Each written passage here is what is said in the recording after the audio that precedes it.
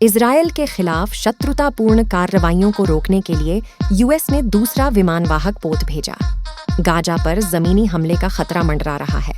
अमेरिकी विदेश मंत्री एंटनी ब्लिंकन ने रविवार सुबह 7:02 बजे DDE 4:30 GMT के तुरंत बाद रियाद में सऊदी क्राउन प्रिंस मोहम्मद बिन सलमान के साथ बैठक शुरू की, क्योंकि ब्लिंकन इजरायल हमास युद्ध को बढ़ने से रोकने के लिए क्षेत्रीय सहयोगियों के साथ काम कर रहे हैं। एक बड़ा संघर्ष और इजरायली बंधकों की रिहाई में मदद। एक वरिष्ठ इजरायली अधिकारी ने रविवार को ईरान पर सीरिया में या उसके माध्यम से हथियार तैनात करके ऐसा दूसरा मोर्चा खोलने की कोशिश करने का आरोप लगाया।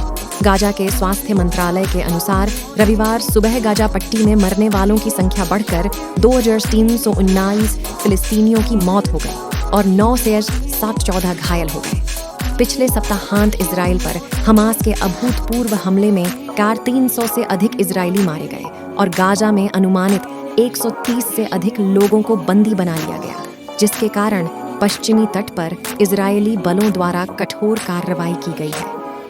फिलिस्तीनी स्वास्थ्य मंत्रालय ने कहा कि हमास के हमले के बाद से वेस्ट बैंक में बच्चों सहित 54 लोग मारे गए हैं और 100 से अधिक लोग घायल हुए हैं। निगरानी समूहों ने कहा कि मृतकों में नाबालिग भी शामिल हैं, जिन्हें सिर, छाती या पेट में गोलियां मारी गई। इजराइल जल्द ही गाजा पर हमला करेगा और नागरिकों के क्षेत्र छोड़ने के बाद महत्वपूर्ण सैन्य अभियान शुरू करेगा।